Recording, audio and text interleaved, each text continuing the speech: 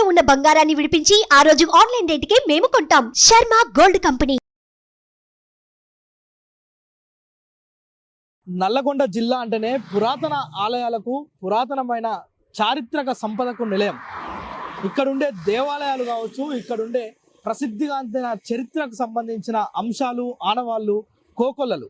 ఒక్క దేవాలయాలే కాదు, ఇక్కడ ఉన్న చరిత్ర మనకు దాదాపు 1000 సంవత్సరాల క్రితం రాజుల పరిపాలనకు సంబంధించిన అంశాలను శిలా శాసనాల రూపంలో చూపిస్తుంది. సో అలాంటి ఒక పురాతనమైన దేవాలయానికి ఇప్పుడు మనం వెళ్తున్నాం. నల్గొండ జిల్లా సూర్యాపేట సమీపంలో ఉన్న ఎరకేశ్వర స్వామి దేవాలయం. అంటే దీనినే పిల్లల మర్రిగా చెప్పుకుంటారు. ఎంతో ప్రసిద్ధిగాంచిన ఈ ప్రాంతం. ఇక్కడ దాదాపు 3 శివాలయాలు ఉన్నాయి. ఒకటి ఎరకేశ్వర స్వామి దేవాలయం, మరొకటి నామేశ్వర స్వామి దేవాలయం, ఇంకోటి త్రికుట శివాలయం పేరుతోటి ఇక్కడ దేవాలయాలు ఉన్నాయి. మనం ఇక్కడికి పిల్లల మరికి వెళ్దాం. ఎంతో ఆహ్లాదకరమైన వాతావరణంలో ఉన్న ఆ దేవాలయాల ప్రసిద్ధి ఏంటో తెలుసుకుందాం.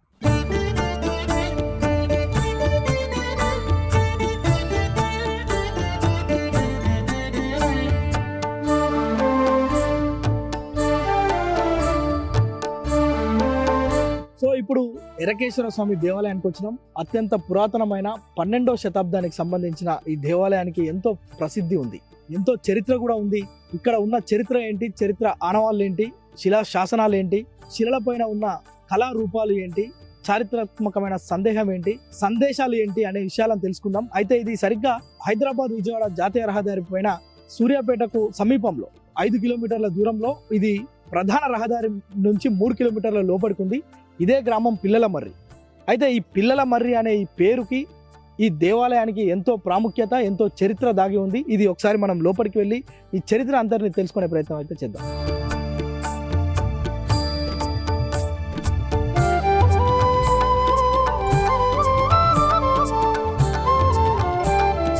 మనం ఎరకేశ్వర స్వామి దేవాలయంకి వచ్చినాం. ఈ ఎంట్రన్స్ లోనే మనకు ఒక శిలాశాసనం ఉంది.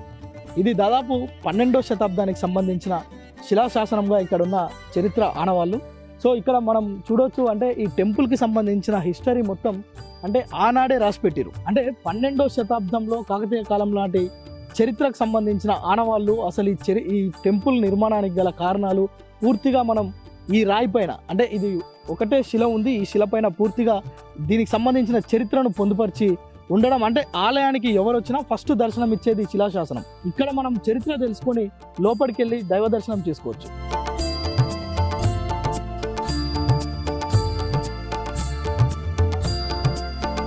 అదే మేము హైదరాబాద్ నుంచి వస్తున్నాము. ఇక్కడ పిల్లల మరి గురించి చాలా ఏళ్ళుగా వింటున్నాం, కానీ అంటే ఒక జనరల్గా బస్సులో వెళ్ళిపోతుంది, అక్కడి నుంచి అక్కడ దిగటం, అక్కడి నుంచి ఇక్కడ దిగటం. ఈసారి మేము ఒక ఓన్ కార్లో వస్తూ సరే ఈసారి తప్పకుండా స్వామి దర్శనం చేసుకోవాలి అని చెప్పి ఆగి ఇక్కడ దర్శనం చేసుకున్నాం. చాలా సంతోషంగా అనిపించింది. ఇది 1000 సంవత్సరాల కిందటని తెలుస్తుంది.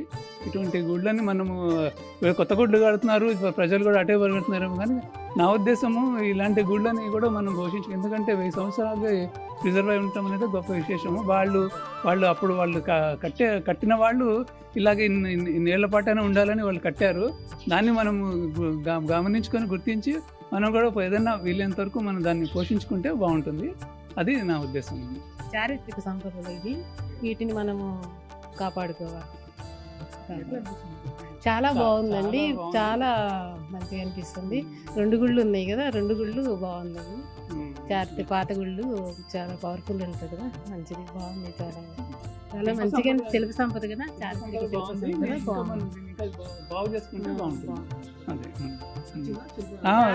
చాలా బాగుంది. చాలా చాలా బాగుంది. చాలా సంతోషంగా ఏదో శక్తిని పొందినట్టు అనిపిస్తుంది. సో మనతో పాటు గ్రామస్తులు ఉన్నారు, వారిని అడిగి తెలుసుకునే ప్రయత్నం చేద్దాం. ఇక్కడ ఉన్న చరిత్ర కావచ్చు, ఈ ఆలయాన్ని గత పాలకులు పట్టించుకున్నారా, దీన్ని డెవలప్ చేస్తే ఎట్లా ఉంటుందనే అంశాలను మాట్లాడదాం.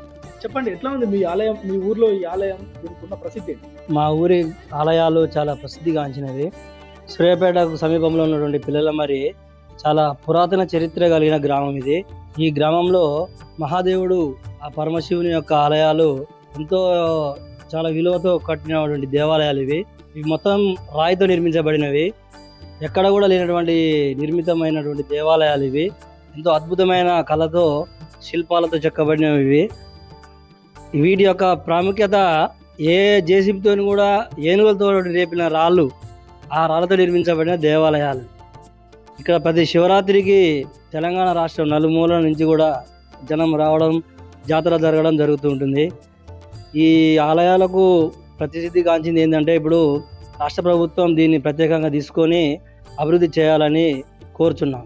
ఈ ఆలయం మొత్తం కూడా చరిత్రకు ప్రతిబింబమే కాదు, ఇక్కడ ఉన్న శిల్పకళ సౌందర్యం ఏదైతే ఉందో నిజంగా కూడా అసలు ఇప్పుడు అంటే ఇంత కంప్యూటర్ టెక్నాలజీ ఉన్న సమయంలో కూడా ఇలాంటి రాళ్లపైన ఇలాంటి శిల్పాలు చెక్కలేరేమో.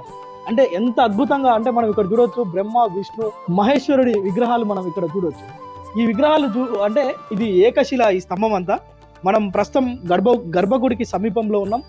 ఇదొక్కటే కాదు, ఈ శిల్పం యొక్క పిల్లర్ మీద దాదాపు పై నుంచి కింది వరకు కూడా ఒక్కొక్క ఈ నాట్య మయూరిలు, లేదంటే ఈ నాట్యాలు చేసే ఈ బొమ్మలు ఏవైతే ఉన్నాయో నిజంగా కూడా వీటన్నిటిని చూసేందుకు నిజంగా కళ్ళు సరిపోవు. ఎందుకంటే ఇంత గొప్ప ఈ రాతి పైన ఇంత సౌందర్యం అంటే నిజంగా ఈ తరానికి ఇది తెలపాల్సిన అవసరం ఉంది. దాదాపు ఒక 12వ శతాబ్దం అంటే అప్పటి చరిత్రను రాబో తరాలకు తెలపాల్సిన అవసరం ఇటు ఈ కమిటీల పైన ఉంది, ప్రభుత్వాల పైన ఉంది. ఈ చారిత్రకమైన సంపదను కాపాడుకోవాల్సిన బాధ్యత గ్రామాల ప్రజలపైన కూడా ఉంది. అయితే ఈ 4 పిల్లర్లు కూడా, అంటే మనం ఇప్పుడు ప్రధానమైన గర్భగుడికి సమీపంలో ఉన్నాం. ఇక్కడ ఉన్న ఈ 4 స్తంభాలు కూడా 4 ప్రత్యేకతలు కలిగి ఉన్నాయి. ఇది ఒకటే రాయి. ఈ రాయి పైన మనం ఒక్కొక్క దగ్గర కొడితే సప్త స్వరాలు వస్తాయి. అంటే ఈ హంపి దేవాలయంలో ఉన్న ఆ రాళ్ళు ఏవైతే సప్త స్వరాలను వినిపిస్తాయో అదే తరహాలో ఇక్కడ కూడా ఈ పిల్లర్ని కూడా మనం ఒక్కొక్క దగ్గర కొడితే ఒక్కొక్క శబ్దం వస్తుంది. అంటే మనం ఒకసారి చూస్తే ఒక్కొక్క, అంటే ఈ ఒకటే రాయి, ఇదంతా ఏకశిల.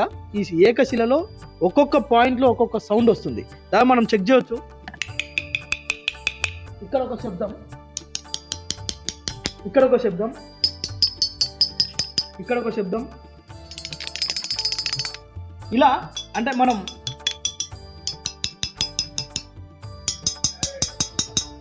ఇలా అంటే ఏ మూల తాకినా కానీ దాదాపు సప్త స్వరాలు వినిపిస్తున్న ఒకే రాయి. ఇది దాదాపు అంటే 8 రాళ్ళు కాదు, సప్త స్వరాలు అన్నాము కదా, ఇక్కడ అనేక రాళ్ళు ఉన్నాయి అనుకోవడానికి లేదు. ఒకే రాయి ఇదంతా. ఈ ఒక్క రాయిలోనే ఇంత కళా నైపుణ్యం ఉంది. ఇందులో 8 శబ్దాలు బయటకు వస్తున్నాయి, శబ్ద తరంగాలు బయటకు వస్తున్నాయి. ఇంత గొప్ప సంపద అంటే ఈ రాళ్ళు లాగా చూసేదానికి లేదు ఇక్కడ. కేవలం ఇదేదో రాతి కట్టడము అనడానికి కూడా లేదు. ఇదంతా ఒక చరిత్రకు మూలం, చరిత్రకు ఆనవాళ్ళు, చరిత్రకు మూలస్తంభం అని మాత్రం చెప్పవచ్చు. ఇక మనం ఈ యొక్క పిల్లర్స్ పైన మనం చూడొచ్చు ఇంత గొప్ప శిల్ప కళా నైపుణ్యం ఇక్కడ మనం చూడొచ్చు. అంటే గతంలో ఎలా నిర్మించారు అనేది మాత్రం వీటిని అన్వేషిస్తే దానికి అంతు చిక్కని సమాధానాలు, అసలు సమాధానం అంతు చిక్కదు. అలాంటి గొప్ప రాతి సౌందర్యం వీటిపైన అప్పుడున్న అంటే సంగీత వాయిద్యాలతోటి నృత్యాలు చేస్తున్నట్లుగా మనం ఈ రాళ్ళను చూడవచ్చు. ఒక్కొక్క దానికి ఒక్కొక్క ప్రత్యేకత ఉంది. ఇంత గొప్ప చారిత్రకమైన సంపద, దీన్ని కాపాడుకోవాల్సిన అవసరం ఎంతైనా ఉంది.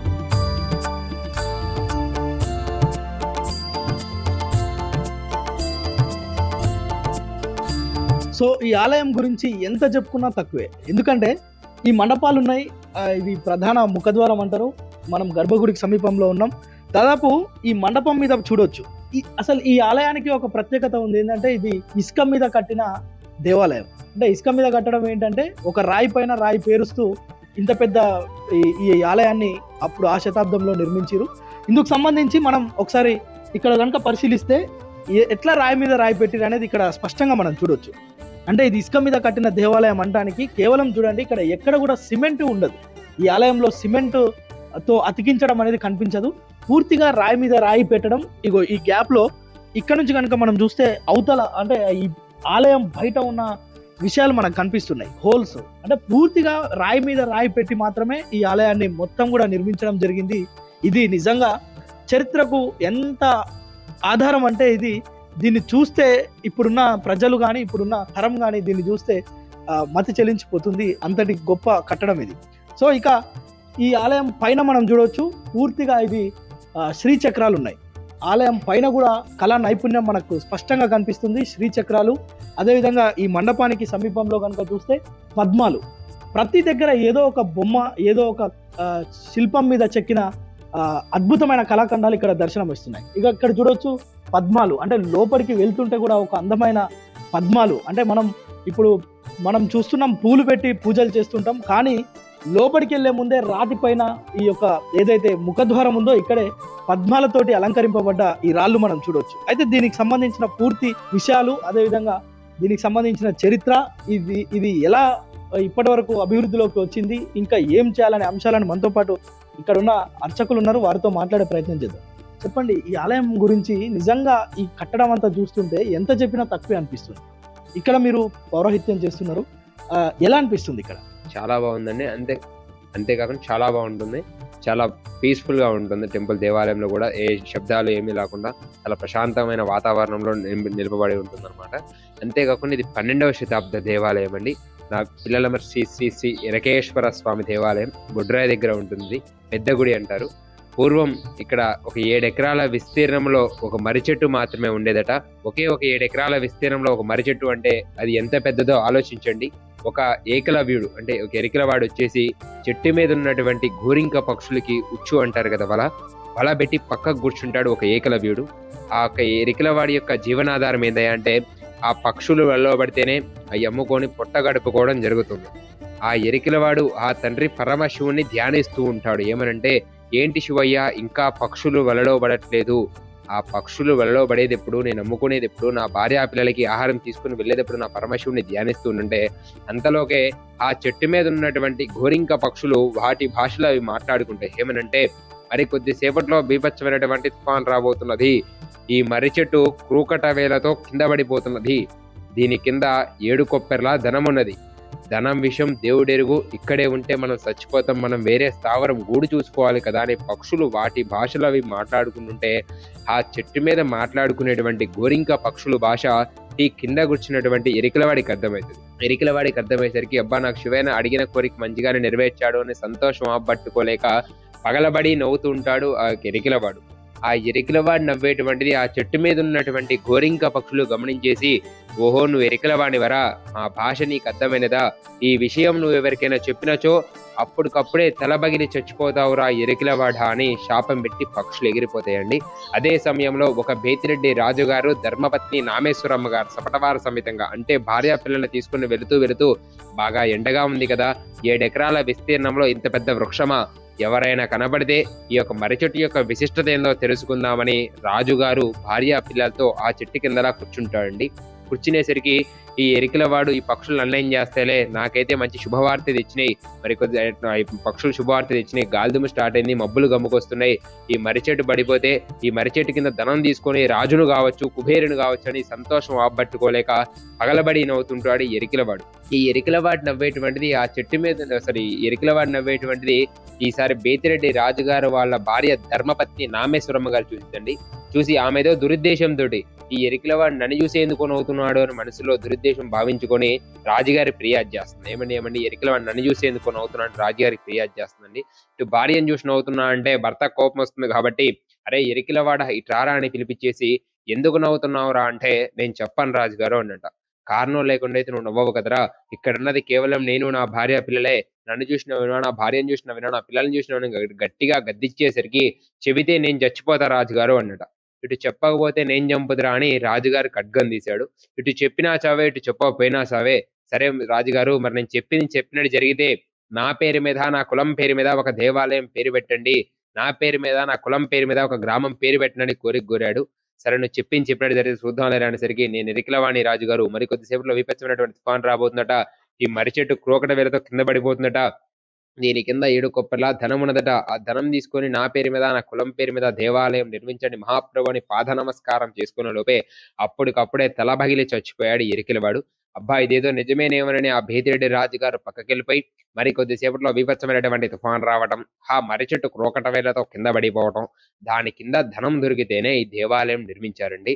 ధనం దొరికినాక ఆల్మోస్ట్ రాజైనా ఎవరైనా దురుద్దేశాలు వస్తాయి కాబట్టి, సచ్చినోడు ఎట్టాగు చచ్చిండు, ఎవరూ లేరు, మన ఇద్దరమే ఉన్నాం, దోషేసుకుంటే పోనా, భార్యాభర్తలు ఇరువురు సంభాషించుకునేటువంటి లోపే ఆ ఎరికలవాడు తల పగిలినవాడు అనే ఒక ప్లేస్ లోనే స్వామి వారు వెలిశారండి. అందుకే ఖచ్చితంగా దేవాలయం నిర్మిద్దామనే ముఖ్య ఉద్దేశంతో ఎరకేశ్వర స్వామిని దేవాలయం పేరు పెట్టి ఒక గ్రామం పేరు అడిగాడు కాబట్టి ఇక్కడ నుంచి సుమారు ఒక 15 నుంచి 20 కిలోమీటర్ల దూరంలో ఎరకారం అని గ్రామం పేరు పెట్టారు. అదే ఈ గ్రామం పేరు ఎందుకు పెట్టలే అంటే, మెయిన్ ఈ దేవాలయానికి కానీ ఈ గ్రామానికి కానీ మెయిన్ ఉన్నత ప్రాముఖ్యత ఏందయ్యా అంటే, సంతానం లేని వారికి సంతానం ఇస్తుందండి. అందుకే పిల్లలు ఆ కాలం నాటి యొక్క మర్రి చెట్టు ఆ రెండు కలుపుకొని పిల్లల మర్రి అని ఒక ఈ యొక్క గ్రామం పేరు నిర్మించారు. అంతేకాకుండా ధనం దొరికిన ప్లేస్ ఈ సర్కిల్ అని చెప్తూ ఉంటారు. అంతేకాకుండా ధనం దొరికిన ఇంకా రజాకారులు ధనమే ఉందని పగలగొట్టడానికి ప్రయత్నం చేశారు. అక్కడ మధ్యలో క్రాక్ అనేది ఏర్పడి ఉంటుంది. దాన్ని కూడా ఒకసారి జూమ్ అవుట్ చేసుకోండి. అంతేకాకుండా కొన్ని వందల సంవత్సరాల క్రితం భూకంపం వచ్చినప్పుడు స్వామివారు ఒరిగారు. మనకి ఒరగడం కూడా ఉత్తరం ప్లస్ ఈశాన్యం ఒరిగారండి. నార్త్ ఈస్ట్ పరంగా డౌన్ ఉండడం తప్పలేదు కాబట్టి స్వామివారిని అదే విధంగా ఉంచేశారనమాట. అంతేకాకుండా మనకి శివలింగం మీద చూసుకున్నట్టయితే 2 గీతలనేవి నిలువు గీతలనేవి అవపడుతూ ఉంటాయి. దాన్నే బ్రహ్మసూత్రం అని అంటారు. అవి మన తెలంగాణ, ఆంధ్రప్రదేశ్ 2 రాష్ట్రాల్లో కూడా అతి పురాతనమైన పెద్దది ఏకైక శివలింగం అండి. 2 రాష్ట్రాల్లో కూడా అసలు మంచిగా పురాతనమైనది ఇంత పెద్ద విస్తృతమైన శివలింగం అండి. ఈ 4 పిల్లర్స్ కూడా మ్యూజికల్ పిల్లర్స్ ఇవి. సో మనం గర్భగుడి లోపలికి వచ్చినాం. ఇక్కడ ఫస్ట్ రాగానే మనకు రైట్ సైడ్ లో సహస్ర లింగం కనిపిస్తుంది. అంటే దీని మీద దాదాపు 1116 లింగాలు ఇక్కడ ఉంటాయి. ఈ లింగానికి సంబంధించి ఇది ఒకటే లింగం లాగా కనిపిస్తుంది కానీ దీని మీద మొత్తం 1000కి పైన సహస్ర లింగం అంటారు దీన్ని. ఇది ఇక్కడ ఒక ప్రత్యేకత. అదే విధంగా మరొక విగ్రహం మనం లోపలికి పోతుంటే సర్పం మీద అమ్మవారు ఉంటున్న దృశ్యం ఇక్కడ మనకు కనిపిస్తుంది. ఇంకా లోపల శివలింగం మనం చూడొచ్చు స్పష్టంగా. అంటే ఈ ఆలయానికి ఈ చరిత్రకు పూర్తిగా ఇక్కడ శివయ్య కారణం కనుక మనం శివయ్యను చూస్తే కనుక రైట్ సైడ్ అది కుంగినట్లుగా కనిపిస్తుంటది. దానికి కూడా ఒక పెద్ద చరిత్ర ఉంది. అంటే ఇప్పుడు ఇంతవరకు మనం మాట్లాడుకున్నట్టు ఈ ఆలయం కట్టక ముందు ఒక భూకంపం, కట్టిన తర్వాత ఒక భూకంపం వచ్చింది. అంటే ఆ భూకంపం రావడం ద్వారా ఈ లింగం ఇటు రైట్ సైడ్ కి ఒరిగింది అని ఇక్కడ చరిత్రకారులు అదేవిధంగా ఆలయ సభ్యులు కూడా చెప్తున్న పరిస్థితి. ఎంతో విశిష్టత ఉన్న ఈ దేవాలయంలో నిజంగా ఏదైతే ఈ చరిత్ర ఉందో, ఇక్కడ ఒక మర్రి చెట్టు ఉండే, ఆ మర్రి చెట్టు కూలిపోయే సమయంలో అంటే భూకంపం వచ్చే సమయంలో నిధి దొరుకుతుంది అనే నానుడి ఏదైతే ఉందో దానికి సంబంధించి మనం ఇదే ఆ ప్లేస్ లోనే ఉన్నాం. మనం దీన్ని గర్భగుడికి సమీపంలో ఉంది. ఈ ప్లేస్ ని మనం చూస్తే ఈ పెద్ద బండ ఏదైతే ఉందో దీన్ని ఎవరో కొట్టినట్లుగా నెరల్ బాసి ఉంది. అయితే ఇది ఎందుకు ఇలా ఉంది అని కనుక మనం తెలుసుకుంటే ఇక్కడ ఇంకా ఏమైనా నిధి ఉందేమో, గుప్త నిధులు ఏమైనా ఉన్నాయేమో అని, అంటే గతంలో రజాకారులు ఆ సమయంలో దీన్ని పగలగొట్టేందుకు ఆ ప్రయత్నం చేసినట్లుగా మనకు ఇక్కడ చరిత్రకారులు కానీ ఇక్కడ ఉన్న కమిటీ సభ్యులు చెప్తున్నారు. అయితే మనతో పాటు ఈ ఆలయ కమిటీ సభ్యులు ఉన్నారు, చైర్మన్ ఉన్నారు. అసలు ఈ ఆలయాన్ని ఏ విధంగా అభివృద్ధి చేశారు, దీనికి ఉన్న ప్రాముఖ్యత ఏంటి అనే విషయాలు తెలుసుకుందాం. చెప్పండి చైర్మన్ గారు, మీరు వచ్చిన తర్వాత, మీరు రాకముందు ఈ ఆలయం ఎట్లా ఉండే, ఇక్కడ ఏం పూజలు జరుగుతుంటాయి ప్రతిరోజు, అదేవిధంగా ఇక్కడ ప్రత్యేకంగా నిర్వహించే ఉత్సవాలు ఏంటి? ప్రతి శివరాత్రికి ప్రతి ఉత్సవాలు అనేది ఘనంగా హ్యాపీగా జనాలు భక్తులంటూ చాలా మంది వస్తారు. ఎక్సలెంట్. అసలు ఆ శివరాత్రి చూస్తే కన్నుల పండుగగా ఆ శివుని దర్శించుకోవడానికి జనాలు భక్తులంటూ చాలా మంది వస్తారు. ప్రతి సోమవారం కూడా నిత్య పూజలు నడుస్తుంటాయి. జాతర అనేది కూడా మంచిగా హ్యాపీగా జరుగుతుంటాయి. అంటే ఇది అనేక సంవత్సరాలుగా ఇట్లానే ఉంది దేవాలయం. దీన్ని పర్యాటక ప్రాంతంగా చేయాలని ఇక్కడ ఉన్న ప్రజలు కోరుకుంటున్నారు. దానికోసం మీరేమన్నా ప్రజాప్రతినిధులకు కానీ ప్రభుత్వానికి కానీ తెలిపే ప్రయత్నం ఏమైనా చేసినా చైర్మన్? ఎన్నోసార్లు చెప్పారు. నాకంటే వెనుక ఉన్న చైర్మన్లు కూడా ఎన్నోసార్లు దీన్ని చెప్పారు. ఇప్పుడు కూడా నేను ప్రభుత్వాన్ని కోరుకుంటున్నా, ఏమని దీన్ని ఎండోమెంట్లో వేసి ప్రభుత్వం కూడా కొద్దిగా పట్టించుకుంటే మంచిగా ఇంకా బ్రహ్మోత్సవాలు మంచిగా ఇంకా బాగా జరగాలని కోరుకుంటున్నాను. ఇక్కడ ప్రజలకు తెలియాల్సిన మరొక అంశం కూడా ఉంది. ఈ దేవాలయాన్ని రజాకారులు దీనిపైన దండయాత్ర చేసిన చరిత్ర ఓవైపు ఉంటే, ఈ చరిత్రను సంరక్షించుకోవాలని కొంతమంది ముస్లిమ్స్ కూడా ఈ ఆలయంలో ఒక చిన్న శివాలయాన్ని నిర్మించిన చరిత్ర మనం ఇక్కడ చూడొచ్చు. ఏదైతే ఈ పిల్లలమర్రి గ్రామంలో ఉన్న ఎరకేశ్వర స్వామి దేవాలయంలో పక్కనే ఒక చిన్న శివాలయం, అంటే గతంలో ఇది కూడా పురాతనమైన శివాలయమే. ఇది అంటే పక్కన ఉండడం గమనించిన కొంతమంది ముస్లిమ్స్ దీనికి కూడా ఒక చిన్న శివాలయాన్ని కట్టించడం మనం చూస్తున్నాం. మనం ఈ బోర్డు పైన కనుక చూస్తే దీని నిర్మాణ దాతలు ఎవరైతే ఉన్నారో మల్సూర్ లాల్బీ, గుడిదాత 2017లో ఎస్కే సైదులు, జమీల్, జాంగీర్ రహీం అనే ఈ వ్యక్తులు ఈ ఆలయాన్ని ఈ శివాలయాన్ని కొంత కాపాడాలి, మా వంతుగా సహకారం అందిస్తామని ముందుకు రావడం. అందుకోసమే ఇక్కడ ప్రతినిత్యం జరిగే నిత్య పూజలకు వివిధ ప్రాంతాల నుంచి ముస్లిమ్స్ కూడా వస్తుంటారని ఇక్కడ ఆలయ కమిటీ సభ్యులు చెప్తున్న పరిస్థితి. అంటే మత సామరస్యం కూడా ఇక్కడ పెంపొందుతుంది, వర్ధిల్లుతుంది అని చెప్పుకోవడానికి ఇదే నిదర్శనం.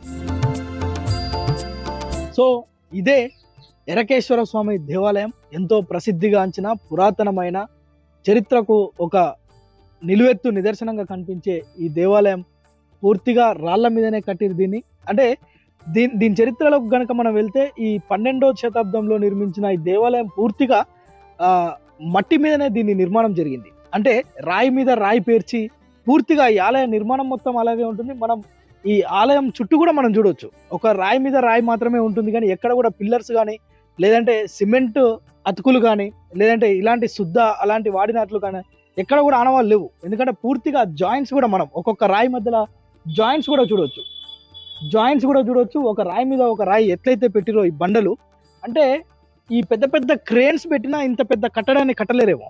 అలా అప్పుడు అంటే 12వ శతాబ్దంలో ఇంత పెద్ద రాతి కట్టడాన్ని ఎట్లా నిర్మించారు అనేది మాత్రం నిజంగా ఒక $1000 ప్రశ్నగానే ఉంటుంది.